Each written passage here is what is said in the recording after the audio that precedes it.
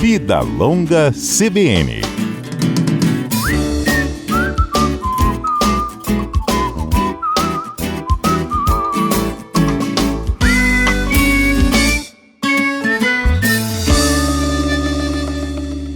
O assunto em destaque no Vida Longa deste sábado é a menopausa e a minha convidada é a médica ginecologista Alda Libardi. Doutora Alda, bom dia. Seja bem-vinda ao Vida Longa CBN. Bom dia, é um prazer enorme estar aqui falando de um tema tão importante, né, Fernanda? E, sem dúvida, quantas mulheres estão aqui antenadas aguardando um pouquinho das suas orientações. Vamos começar com a explicação mesmo. O que é menopausa na vida de uma mulher? Então, na verdade, sim, existe uma pequena dúvida com relação ao que seria a menopausa verdadeira e o que seria o climatério, Fernanda. Então, assim, é importante a gente falar muito rapidamente com relação a isso. Porque menopausa, na verdade, é quando eu deixo de menstruar, né? Eu fico 1 ano sem menstruar e eu acabo não tendo mais as menstruações. Essa média mundial acontece em torno dos 51 anos. Mas muito antes disso acontece o que a gente chama de climatério, né? Que seria a transição para chegar nessa menopausa. E que é um período muito importante, entendeu? Que pode acontecer aí a partir dos 40 anos. E que é muito interessante que a mulher esteja atenta a esse período. Entendo. O que ela sente a partir do climatério, o que muda no corpo dela?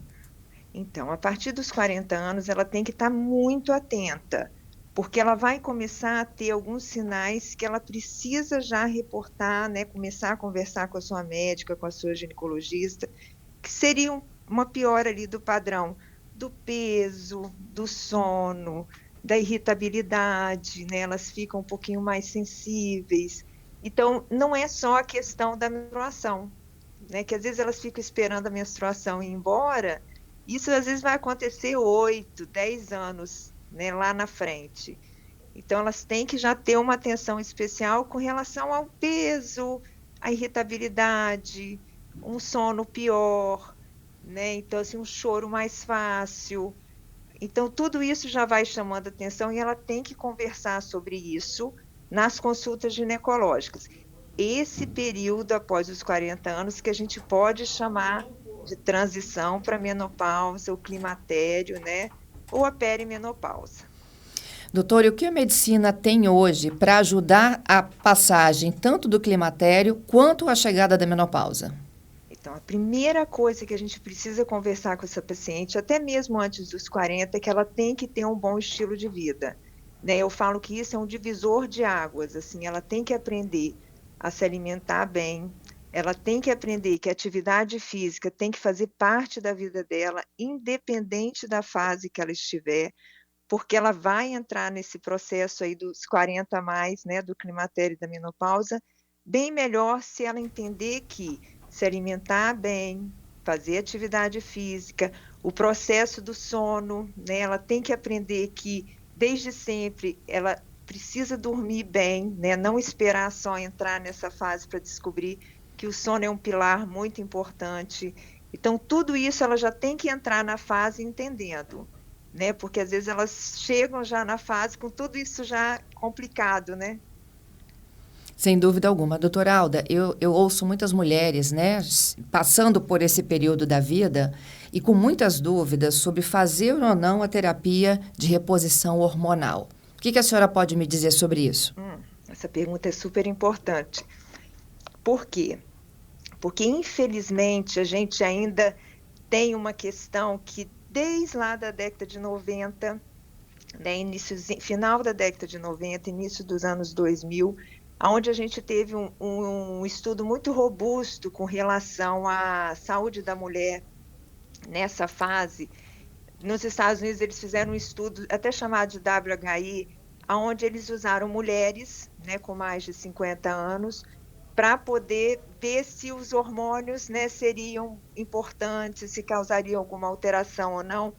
E nessa época, eles não tiveram bons resultados.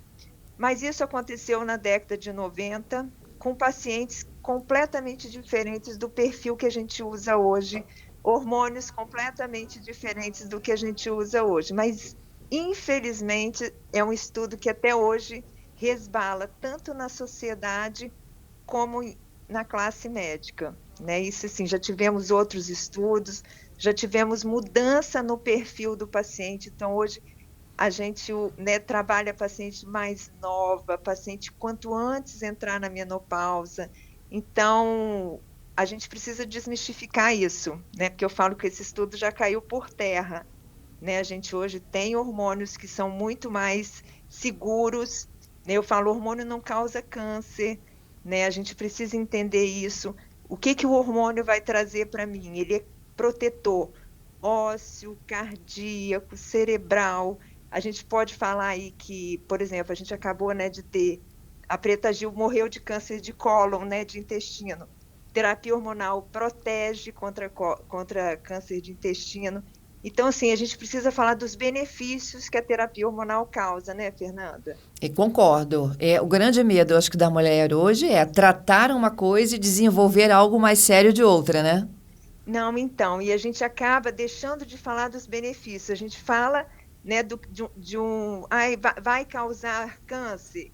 Eu sempre falo assim, antes de falar do que pode acontecer, né, do que pode acontecer, que na verdade não vai acontecer, vamos falar dos benefícios, né? Porque hoje os estudos já estão tão avançados que a gente sabe que terapia hormonal vai te proteger de doença de Alzheimer, vai te proteger de uma fratura óssea, né, já que seremos longevas, né? Mas vai dar câncer de mama, assim, o índice é mínimo, né? Quase que zero de terapia hormonal levar a câncer de mama. Então, assim, o estudo que foi feito no passado não condiz com o que a gente tem hoje, né? Quase 30 anos já de outros estudos mostrando que não, que aquilo, né? Hoje a gente não tem essa referência. Então, a gente precisa, tanto a classe médica, né, que tem mais acesso ao paciente, desmistificar isso para que ela tenha os benefícios da terapia hormonal. Excelente. Eu acho que isso que é importante. A gente, enquanto médico, né, vocês também podendo divulgar para que os pacientes tenham realmente acesso, né, informação de qualidade. Doutora Alda, como é essa terapia e quem não pode se submeter a ela? Então, a terapia hormonal segura hoje, né, ela é feita, né, com hormônios que a gente fala que são aqueles hormônios que um dia foram produzidos pela gente, né? Então, assim, são hormônios que a gente, como se a gente colocasse no corpo aquilo que um dia eu produzi, né, de uma forma segura, e hoje que quem não pode fazer terapia hormonal é quem um dia teve câncer de mama, né? A paciente que teve câncer de mama um dia, mesmo ela estando curada, ela não pode, né? Ainda os estudos estão muito avançados para essas pacientes, sabe, Fernanda? Talvez no futuro próximo elas possam ter acesso à terapia hormonal, mas ainda, né, não podemos prescrever. E pacientes que tiveram uma trombose, né, tiveram um AVC, tiveram um infarto, também entram como pacientes como contraindicação, ainda. Mas a senhora falou câncer de mama. Câncer de útero ou de colo também estão incluídos nisso? Não estão. Elas não têm contraindicação. Ok. E como funciona a terapia no dia a dia da mulher? Como funciona? Como assim que você está perguntando? Aqui pode fazer? Como que é? Ela não é oral, não é isso? Não, a gente pode, hoje o que está liberado, né, tanto pela Anvisa, pelos órgãos regulatórios aqui do nosso país, ela pode ser oral, ela pode ser pela pele, ou em gel, ou em adesivo, ela pode ser via vaginal, que são as formas que hoje são liberadas, né, tanto pela Anvisa como pelos órgãos regulatórios, para a gente poder estar fazendo. Excelente. Mas oral pode também. E aí você define para cada paciente a melhor estratégia. É mais ou menos assim que funciona? É isso aí. Para cada paciente a melhor estratégia, para cada paciente a dose também, né? Porque vai ser diferenciado, assim, não existe uma dose padrão, né? Cada paciente vai precisar, né, de uma dose específica. Cada paciente vai precisar de um tipo de hormônio ou de outro, se vai ser em adesivo, se vai ser em gel, se vai ser oral, se vai ser via vaginal. Então, isso é muito individualizado. E é um tratamento para o resto da vida, Alda? Então, hoje a gente praticamente não tira mais, né? A gente começa Pode começar antes, como eu te falei ali na perimenopausa. Na menopausa, né, a gente continua, os 10 primeiros anos ali da menopausa, é essencial fazer, e hoje a gente não tira, né, a gente vai monitorando sempre essa paciente ela não é, né, abandonada, é muito importante que essa paciente tenha um acompanhamento, até porque ela tem que estar fazendo mamografia, tem que estar fazendo os exames de rotina, e hoje a gente não tira a terapia hormonal mais. Entendido. Esses pacientes que vão para reposição hormonal, vocês aconselham estudo genético antes? Não para todos, não. Não são para todos. Normalmente a gente pede estudo genético a paciente que tem um histórico familiar de câncer hormônio dependente. Então, por exemplo, às vezes você pega uma paciente que tem um histórico familiar de primeiro grau, com câncer de mama, é mãe, irmã, filha, né? Porque às vezes elas têm filhas jovens com câncer de mama, ou câncer de ovário em algum parente de primeiro grau. Então, assim, pacientes que têm, não são elas que tiveram câncer, mas tiveram alguns parentes de primeiro grau com câncer hormônio dependente. Aí você pode encaminhar para a oncogenética e elas fazem esse estudo genético para poder ver se existe uma correlação genética desse câncer. Entendi. E aí elas fazem esse estudo para a gente poder começar a terapia hormonal com mais segurança. Isso aí. E para finalizar, os benefícios. Iniciei a terapia de reposição. Qual é o ganho que essa mulher tem para a vida? Então, ela vai ter, assim, o ganho imediato, né? Ela vai melhorar o padrão de sono, ela vai melhorar o padrão cognitivo, vai melhorar o padrão metabólico, diminuir o risco, né, cardiovascular, de diabetes, de hipertensão, vai deixar ela mais animada para fazer atividade física. A médio e longo prazo, proteção óssea, proteção de doença neurodegenerativa, que seria aí, né, no caso, a doença de Alzheimer, né, que é o grande vilão aí, né, do nosso envelhecimento, proteção de doença, né, do câncer de cólon, né, que é o câncer do intestino, proteção aí da perda muscular.